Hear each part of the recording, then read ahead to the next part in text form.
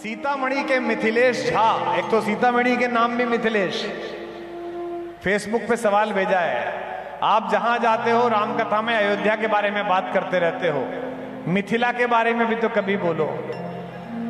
भैया मेरी कहां हिम्मत, मेरे नाना का घर है, मैं ऐसी बात कहां छोड़ सकता हूं भैया, मेरे मामा का घर है।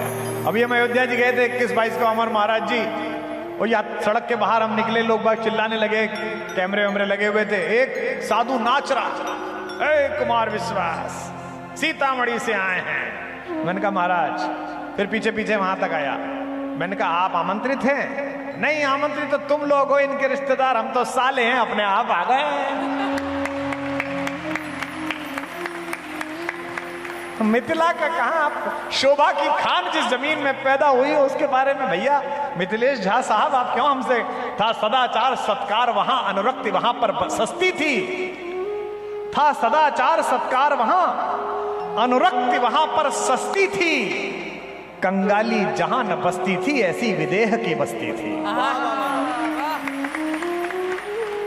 पीड़ित अकाल से प्रजा देख राजा हो गया किसान जहां, और अगली पंक्ति पर मेरी मैया के घर के लिए, मेरे नंदसाल के लिए हाथ उठाना, पीड़ित अकाल से प्रजा देख राजा हो गया किसान जहां, किस भांति वहां का वर्णन हो प्रकटी शोभा की खान जहां। हम क्या वर्णन करेंगे भैया, कुछ लोगों को संभवतः ज्ञात होगी, साधु संतों को पता होगा। कल मैंने सुनाया था काम से राम का अनुभव, कि जब भगवान ने देखा सीता जी को तो भगवान की पलक ही नहीं झपकी, सीता जी की भी पलक नहीं झपकी।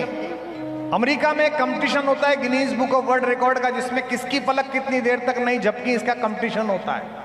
आप भी आज रात को करके देखना, 1 मिनट 2 मिनट 3 मिनट 4 मिनट पलक झपक ही जाएंगी। एक निमिष में पलक झपकती है, एक पल में, निमिष कहते हैं पल को। ये निमिष शब्द कहां से आया? निमि नाम के एक बड़े राजा थे, उधर के ही जहां माता पैदा हुई। वे राजा वशिष्ठ, राजाओं के आचार्य वशिष्ठ के पास गए और कहा कि मैं यज्ञ कराना चाहता हूं, आप मेरे आचार्य बन जाएं।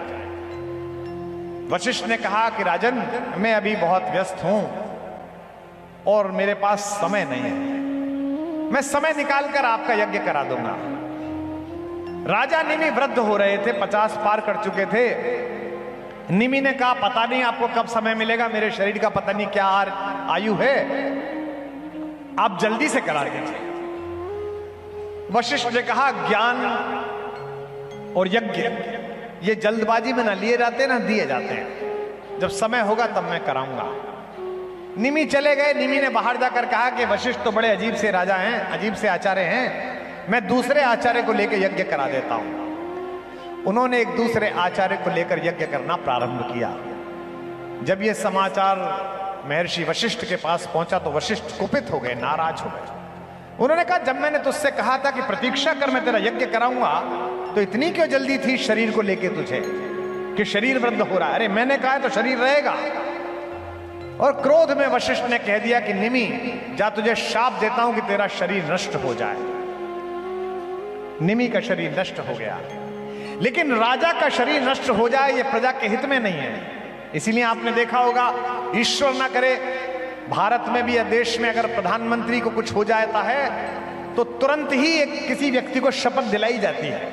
हमारे 2 प्रधानमंत्री रहते हुए दिवंगत हुए तो एक नए व्यक्ति को तुरंत शपथ दिलाई जाती है। प्रारंभ में तो गुलजारीलाल नंदा साहब को 2 बार दिलाई गई थी। राजा का मरना बहुत बुरा शकुन है।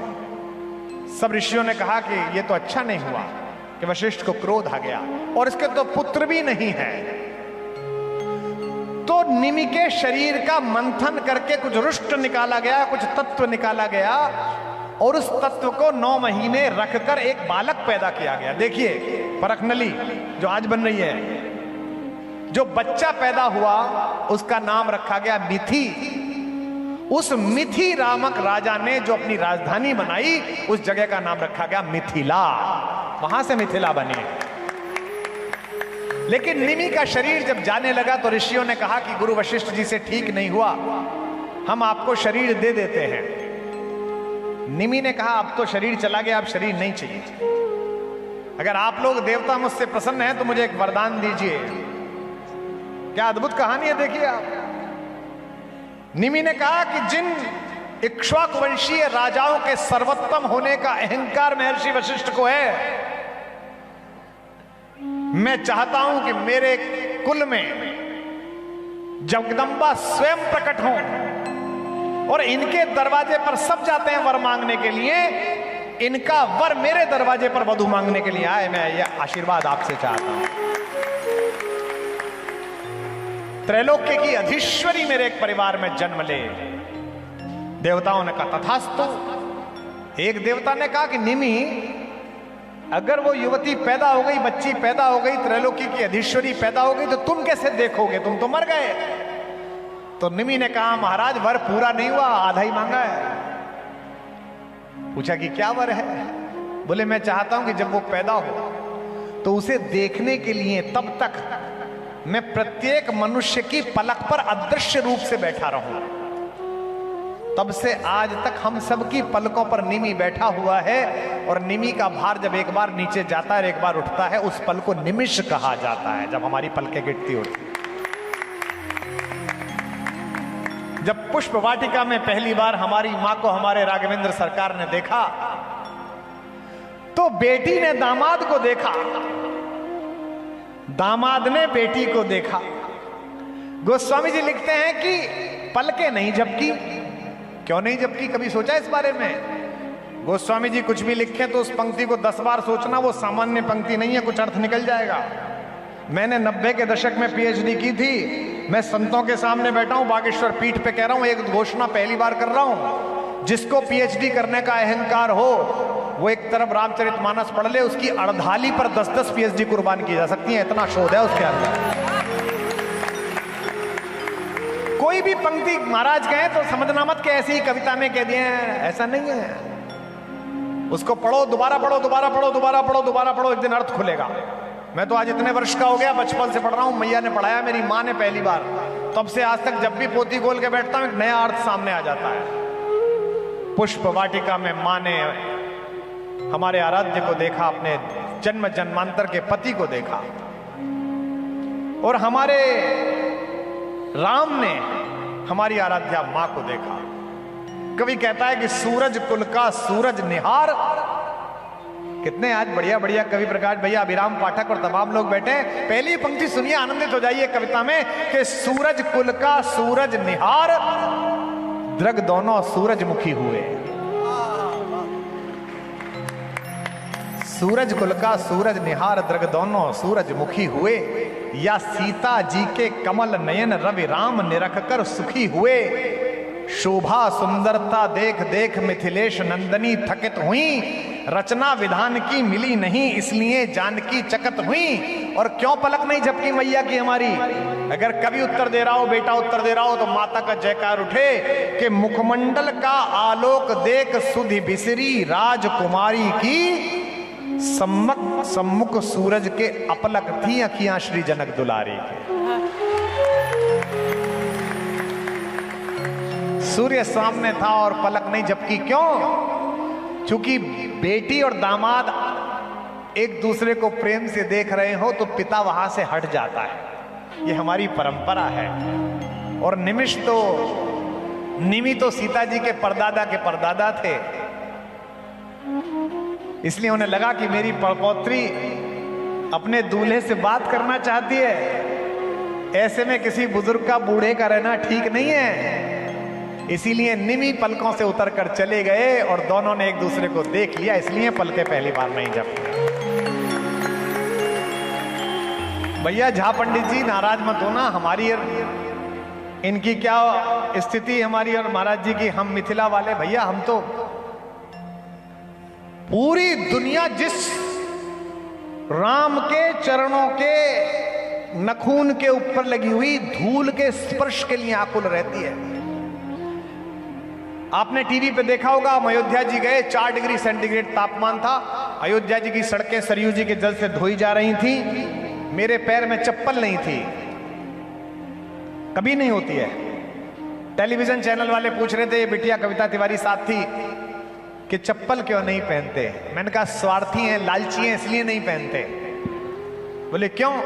मैंने कहा सदियों बीत गई, भूकंप ने मिट्टी ऊपर नीचे कर दी, लेकिन अभी भी लोभ है कि चलते चलते सरयू के किनारे किसी ऐसे रेत के कण से मैं छू जाऊं जिसने कभी छूकर अहिल्या को स्त्री बना दिया था, तो मेरा भी उद्धार हो जाए। यहां कुछ तो होगा।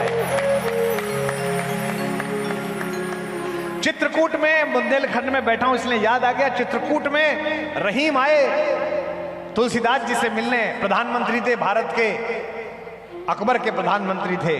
ये वो समय था जब मुख्यमंत्री प्रधानमंत्री कवियों को मित्र मानते थे। आए मिलने, हाथी लेके आए, बड़ा हाथी सफेद रंग का, ऊपर सोने का हौदा, नीचे कालीन लगे हुए बढ़िया बढ़िया वाले।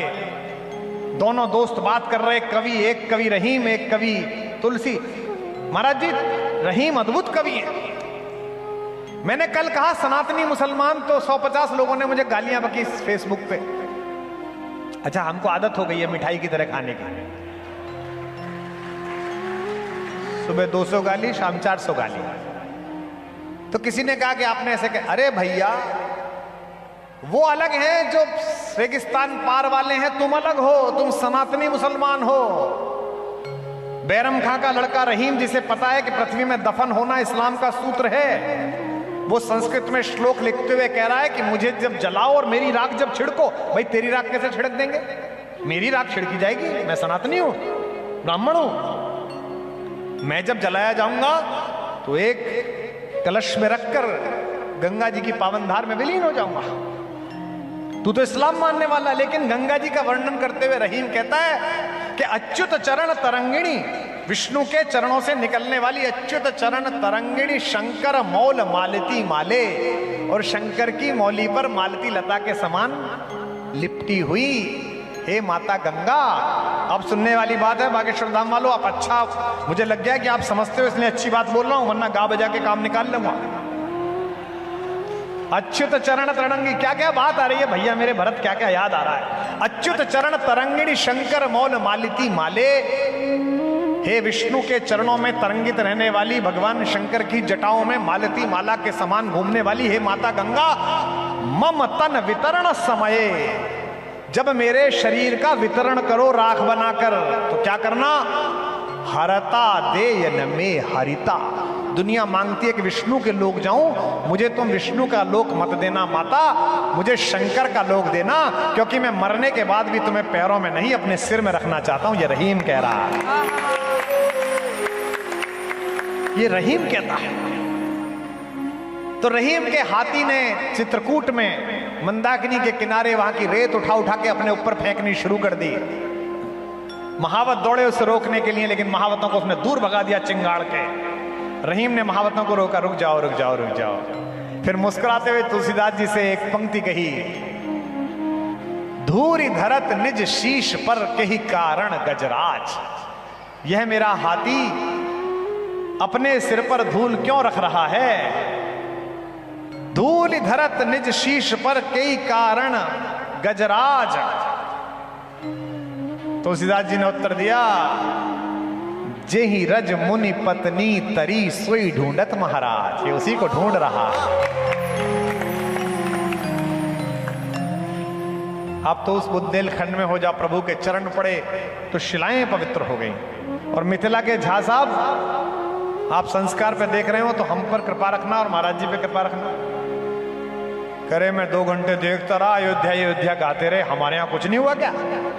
भैया जिस राम को सब हाथ जोड़ के प्रणाम करते हैं, झाजी तुम तो इतने ताकतवर हो, फेरों पे पटरे पे बैठा के तुमने उस राम को भी गाली सुनाई। भैया हमारी कहाँ औकात है? किसी की हिम्मत है राम जी को गाली दे दे? राम जी बैठे हैं पटरे पे, पीछे बैठे हैं शत्रुघ्न भरत लक्ष्मण गुरु वशिष्ठ जो है, हो कौन सा चल रहा।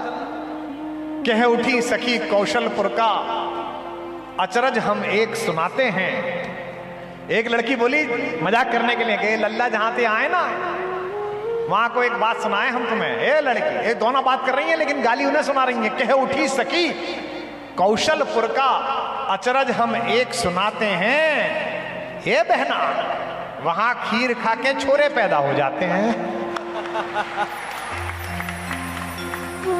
देखो राम जी को कैसे छेड़ रही हैं सालियां और सलज हैं। कह उठी सखी कौशलपुर का अचरज हम एक सुनाते हैं, ए बहना वहां खीर खा के बालक पैदा हो जाते हैं। अब भैया कोई चुप रहना रहे, कोई बोले मत बोले, ये किसी की हिम्मत राम को कोई कह दे और लक्ष्मण चुप हो जाए।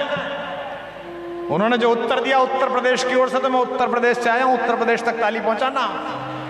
मुस्काकर कहा लखन जी ने, मुस्काकर कहा लखन जी ने, अचरज है उससे बड़ा यहां, बेटी समेत धरती में से निकले करते हैं घड़ा यहां। बोल मिथिला नगरी की। तो भैया झा जी आप हमको और महाराज जी को माफ करो, आज मैंने मिथिला पे बोल दिया, आप प्रसन्न हो गए होंगे।